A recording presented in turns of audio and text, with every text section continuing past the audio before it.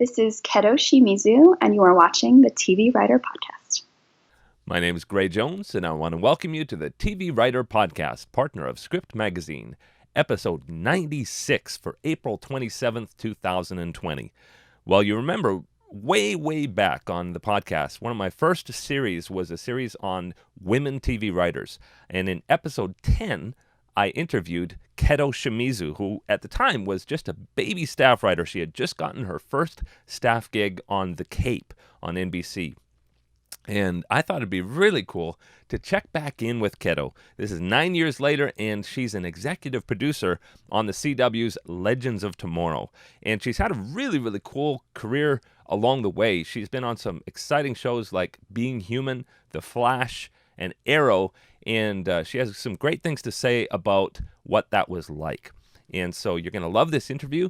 And I would urge you, especially if you want to learn about breaking in, she has a really great breaking in story, and it's timeless. The things that she did then are absolutely applicable today. So please check it out at tvwriterpodcast.com or any of the aggregators, Podbean, YouTube, Spotify, any of those places, and look for episode 10, which was from January 2011.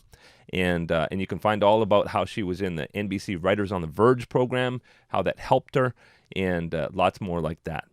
This episode is sponsored by Pilar Alessandra of onthepage.tv. Be sure to check out all the resources and classes on her site, and she also offers one-on-one coaching via Zoom. TV Writer Podcast viewers can get 10% off on any of her services. Just reach out to Pilar directly and tell her I sent you. Speaking about sponsoring, there's a new way that you can support the podcast. There are a lot of operational costs like hosting, web serving. You can visit tvwriterpodcast.com/support to find out how you can become a patron of the podcast for as little as 25 cents per episode. Check it out, tvwriterpodcast.com/support. But for now, let's move on to our interview. Enjoy. Well, this is great, and I'm here with Keto Shimizu, executive producer on Legends of Tomorrow, and a friend to the podcast. Boy, it was 2011 the last time I talked to you. That's wild. Yeah, and actually, it's really neat, and I'd like to do this a bit more because the last time we talked, you had just gotten on staff on the Cape, and now fast forward not many years, and you're executive producer, married with kids, and you've been on some of the, CW's biggest shows. Arrow and The Flash and Legends of Tomorrow, and just a bunch of really cool shows. So, obviously, you've met my daughter. I have a bit of a vested interest here because she now wants to be a TV writer, and I think your career trajectory would be like a dream trajectory for her. So, obviously, I want to pick your brain. Yeah, of course. Yeah. So bring me up to speed. So between the Cape and the next few years, how did you get onto the CW superhero shows, and what was that trajectory like from your end? Well, it was, I've been very fortunate in that I've been pretty much consistently employed since the Cape. I had one little spell in between the Cape and my the next gig, which was Being Human, where I had a panic moment, and I was like, "Oh gosh, was the Cape a fluke? Am I never going to write for TV again? It's just a one and done deal?" And it was really scary because, I was going into all these showrunner meetings, people were reading my work, and like it just nothing was coming to fruition. There was always like, oh, we ended up going with this writer, or oh, they ran out of money for lower levels, or it just all these things. It just seemed like one after the other disappointment. So I was kind of panicking, but I was continuing to write, and I was writing new samples and just trying to hold on to hope that something else would come through. And thankfully, I got this. I was supposed to go to New York to visit my sister and my niece, and then I got this call from my agents that were like, "Hey, so the showrunners on Being Human would really like to meet with you tomorrow." And I was like, "Shoot!" And I was like, my flight was like that night, and I was like, "Oh God, okay." And they're like, "And it's like a really quick turnaround. Like the room's going to be starting up really soon, and it was sort of like, do I go to another showrunner meeting, which could be a bust?" And I just said, "You know what? I'm going to pay that $400 change fee. I'm going to change my flight till the next day. Like, I'm going to go to this meeting, and just who knows, best $400 I ever spent.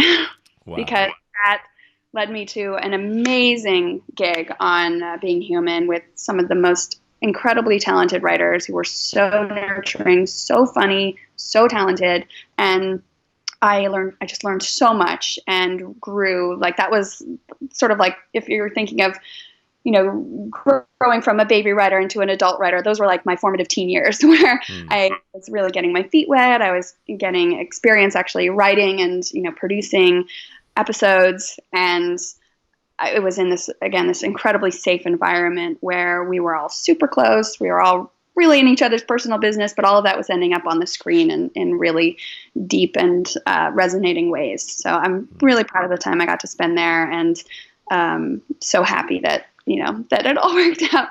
But that, I was on that show for 2 years, and then I, got, I had a general at Warner Brothers, and, they knew that I was really into superheroes, and, they had a Batman tattoo, and like, that was like, so they're like, okay, like, we're going to keep an eye on her. And when season 2 of Arrow came around, and Arrow had a need for someone with a lot of geek cred, they immediately thought, I was like, oh, there was that young woman, Keto. Like, I think she would be great. So and I was in between seasons of Being Human at the time. Being Human didn't even have their pickup yet, so everything was kind of uncertain on that front. And I had this great meeting with the showrunners of Arrow, and it led to being staffed with them. And thankfully, Being Human, my boss over there was just so amazing and so understanding. And she was like, look, we don't even have our pickup yet. So yes, you should absolutely go into this opportunity. And, the ease of which I'm letting you go does not at all mean that I don't love you and won't miss you a lot, but we know that this is like a really good opportunity for you. So I'm very grateful for that as well, that, that SyFy and Anna Fricke were very understanding and really let me go. To this new opportunity, which, I've been thriving in ever since. And it's been an amazing journey. Like, I spent 3 wonderful years on Arrow where, again, like, I really kind of grew as a writer and really felt like I was finally really comfortable in the room, really able to pitch and really able to sort of form stories, and able to sort of become more of a leader as well. And when I was pregnant with my first son, and on the last year of my contract at Arrow, one of my bosses, Mark Guggenheim, who was at the time doing the first season of Legends, asked, he and Wendy, who are running Arrow, were like, hey, what do you want to do? I mean, we know you're on your last year of your contract. You're obviously starting a family. We are very supportive of you and whatever you want to do. We would love you to come back to Arrow if that's what you want to do next year. But then Mark was also like, we have a really big need for someone like you on Legends of Tomorrow. And I sort of thought about it. I was like, okay, Legends. That's interesting. At the time, of course, the show was still trying to figure out what it was. And I could definitely see it had potential to be, kind of a Doctor Who with superheroes, like really leaning into time travel and humor and all of that, and the sort of misfit family dynamic. And I was like, okay, it definitely could be a show that I'd really like to be on. And I said, well, okay, if you want me to go over there, Mark, can I run the writer's room?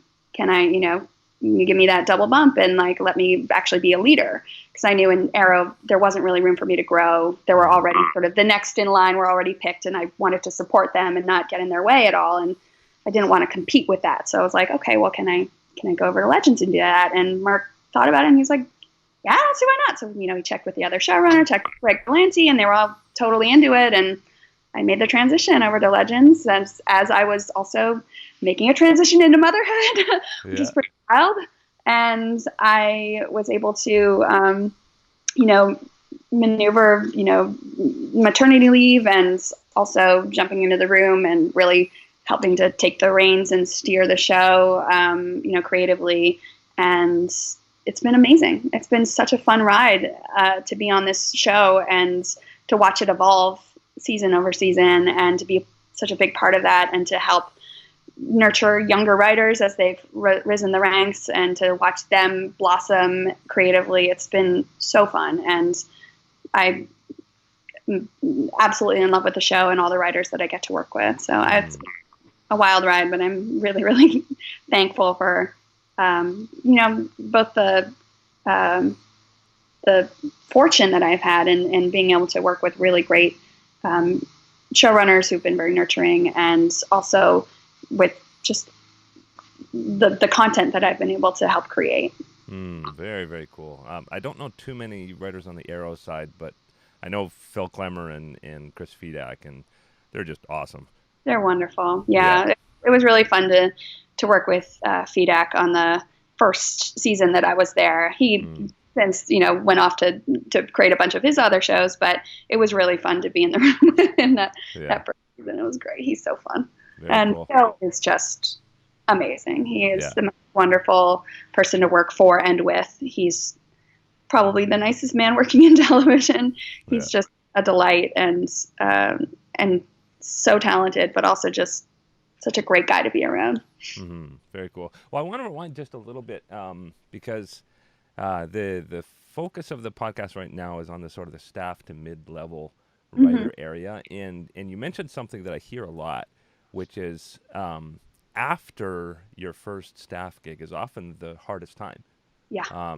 It's particularly I what you said about going to meeting after meeting after meeting and nothing hitting. What was sort of that experience like for you in terms of you mentioned you focused on writing new material. What did that look like? I mean, it looked like every day, even though I didn't have a job, treating it like a job. I would get up, exercise, shower, drink my coffee, and then I would go somewhere. I would go, I was living in Burbank at the time, and there was this store, this gigantic furniture store called the Great Indoors, that was basically empty. There was no one ever there. No one ever shopped there. And they had a little cafe attached to it that had Wi-Fi. So I would go there and order a soy latte and sit there all day and just write. Wow. And no one else was ever there. It was awesome. So literally I had the place to myself, free Wi-Fi. I would drink my coffee, and there's this empty furniture store around. And I would just write. I treated it like a job, and I think I wrote maybe 2 pilots then during that time. But I just, it was really important to me that I keep producing new material and hope that something out of that might help get me to my next job. But also just to keep things flowing and to hone my craft and do all the things that everyone should be doing if they really are serious about writing. So that was hard, and then at the same time, I had to make time to go to meetings whenever they would arise, and wait for calls from my agent to be like, hey, or my manager being like, hey, this person wants to meet you, or this person responded to your material. They'd and so it was a lot of meetings, and then a lot of going to this place and writing new material, and a lot of disappointments. It was a tough time, and it was really scary because I hadn't made enough as a staff writer to really live off of that for indefinitely. I needed to work, and I didn't want to have to go back into post-production, which is what I was doing before. I didn't want to, be a PA again. I didn't want to do camera stuff. I didn't want to do other avenues that I had done to make money, and was really just holding out, hoping that something would hit. And thankfully something did. Well, it's good to hear, because I think so much of the knowledge out there and so much of the focus out there is on breaking in, and people can have this mentality that, well, once you break in, it's just that's it. I'm sailing. And what I've heard is that is not the case. And so it is. I mean, it's really important to nurture those connections you make on that first job, to be as important as you possibly can in terms of your contribution, and whether that's writing on the boards, and maybe you're not a good pitcher, but you're helping with outlines, helping writers in other ways, doing research. I mean, there are things that you can do if you're not a strong pitcher yet. And again, that's a skill you hone over being in a room for a long time. So if that's not your skill, there's so many other ways that staff writer can be useful, and people will remember that, and people will speak highly of that when you're going forward, trying to find that next gig where, again, someone still kind of might have to take a chance on you, and, to have been a vital part of the team, maybe in a different way than most writers, like it does make a big difference, I think, going forward. Mm-hmm. And talk a little bit about, you mentioned that they knew that you liked comic books and stuff. I mean, there was a time, maybe 10, 12 years ago, where there weren't as many genre shows. Mm-hmm. And I know a lot of people were talking about how hard it was to stay in the genre because there just wasn't as many opportunities. Now it seems like it would be an advantage to sort of have a slant that way. Other than your tattoo, I mean, are there any other ways that you sort of made it known that was your wheelhouse? Well, I mean, that's kind of been my calling card for pretty much all my creative career, and I've managed to work in genre. Even when I was in post production, I was working in genre, Mm-hmm. and that was because I had sought out specific projects. Even when I was still in college and was looking for an internship, I hunted down an internship with a company that was producing The Spirit, which Frank Miller was directing, based on a comic book that I liked. And it was Frank Miller whose work I loved. So I really did my research and was like, I want to work at this company because they're producing this material with this person. And it was a small company, so I was able to make a good impression. I worked my ass off there, and that led to my first job as a post BA. And then I got to get Frank Miller his meatball sub every day, and that was pretty awesome. So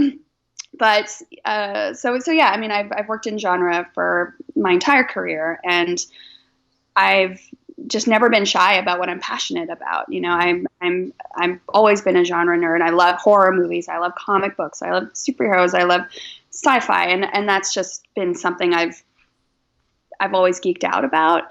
And when I applied to writers on The Verge, one of the questions was, what is the TV show that made you want to be a TV writer? Batman the Animated Series. And I talked about why, and that made an impression.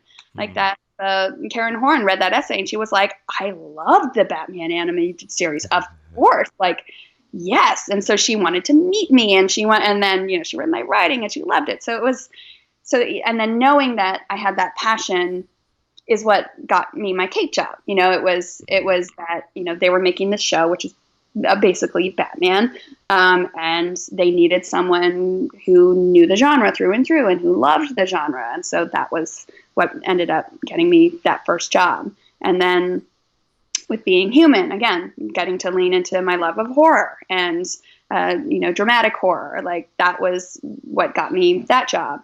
And then, when I had my general at Warner, they knew that I was a genre person already because of my resume, but also because when I talked about the shows that I loved and the things that influenced me creatively, those are the things that came up. And therefore they were like, okay, good to know. Like this is someone who has this very specific love of genre things. And, we have X number of shows that are in that sphere, and Arrow was in its first season then when I had that general. And so like, okay, well, that could be a good match at some point. Very cool. So Legends, you've been on for quite a few years now. Where do you see yourself after Legends going forward in 5 years? Yeah. I'm hoping that, I'll get to run my own show, create and run my own show. That's what I'm really striving to do at this point.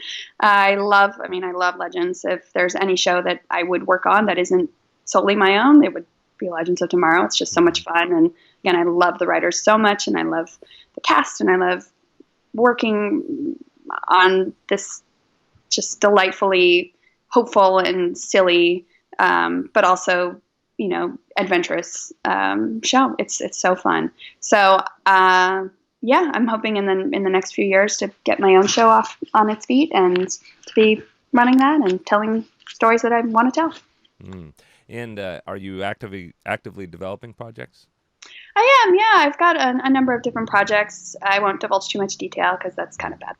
But I've got in a number of different genres too. One is more sort of a supernatural drama. Another is more of a thriller drama, and then another one's kind of a coming of age magical realism, show. So it's it's definitely all very different from Legends, which is good because then when I'm with Legends, I can really focus on like the Legends energy. And then when I'm working on my side projects, it doesn't feel like there's a lot of overlap. It feels like I'm sort of using a different creative part of me, which has been a ton of fun.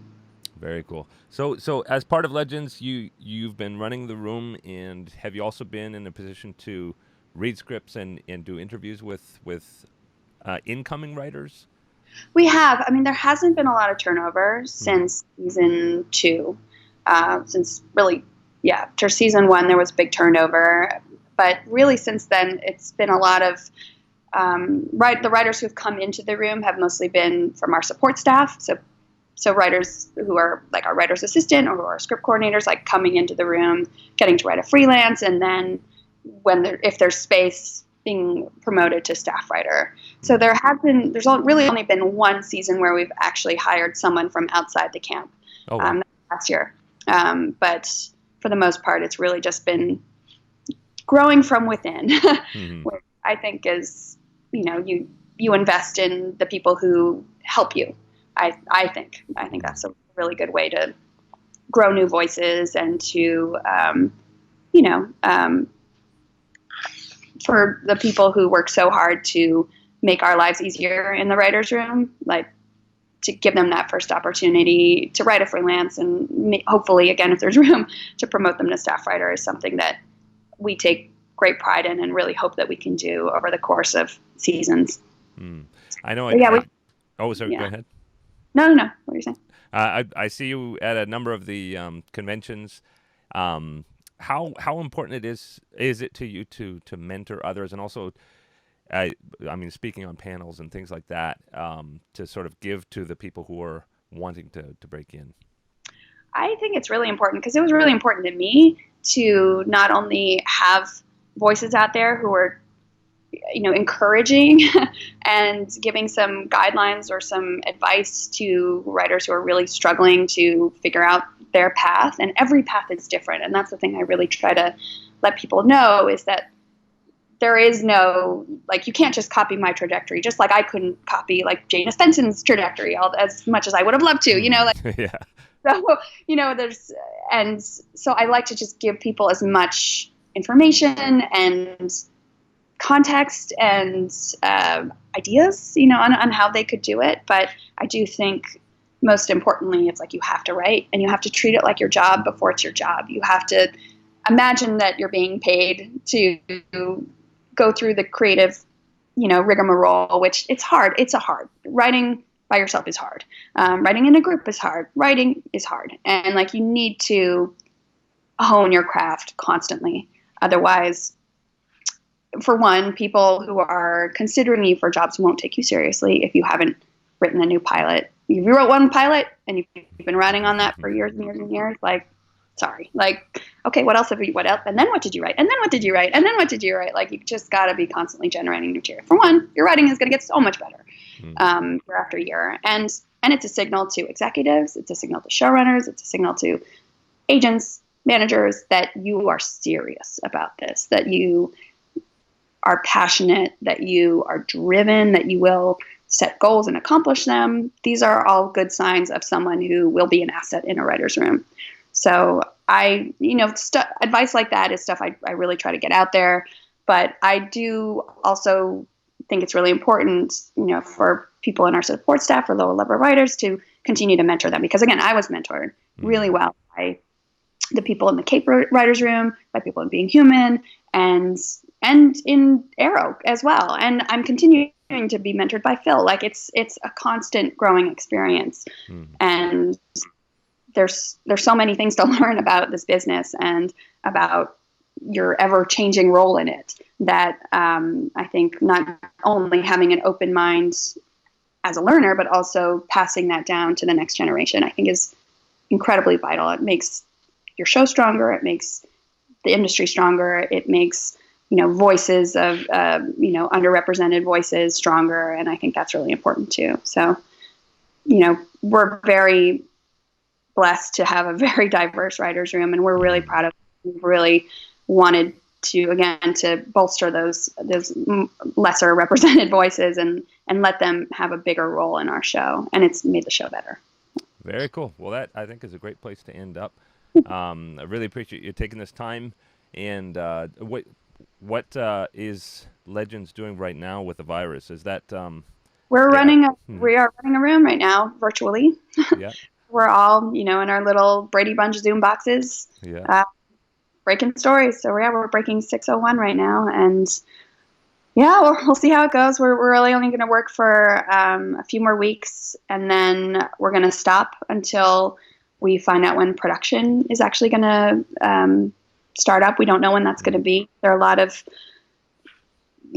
factors, obviously, and like when Vancouver will get up and running again. And the big factor in that is like, when will the border reopen? So there's Vancouver production starting again is one thing, but then like us being able to send actors and crew and directors up there is like a whole other thing. So who knows when we'll actually get to start producing these episodes, but we're going to try and, bang out a few scripts now.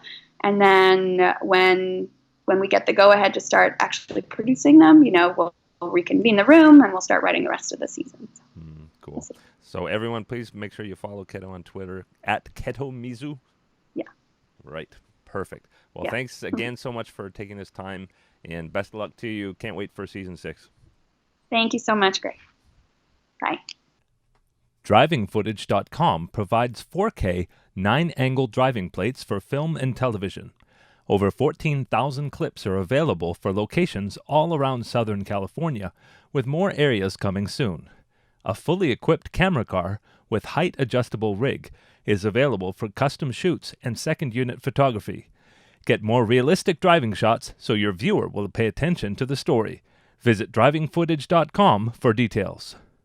avgearguide.com provides computer and gear rentals serving the LA area, including laptops with Final Draft, as low as $9 a day with long booking rates available. They also scan photos, documents, video and audio tapes, and film reels to digital so you can easily share with your friends and family. Mention the name of the TV Writer Podcast and you will get 10% off your order. Visit avgearguide.com for details. Full disclosure, I do own both of these companies. By supporting them, you help me bring new in-person video interviews to you. You can find dedicated audio-only feeds of this podcast at iTunes, Podbean, Spotify, and Pandora. You can access the video versions via YouTube, iTunes, Podbean, and on the web at tvwriterpodcast.com. Follow me on Twitter. @GrayJones is my handle, and be sure to like us and post reviews on all of these aggregators. During the shelter-at-home order in April and May 2000, we'll be posting weekly episodes on Monday. We'll see you next time. Bye-bye.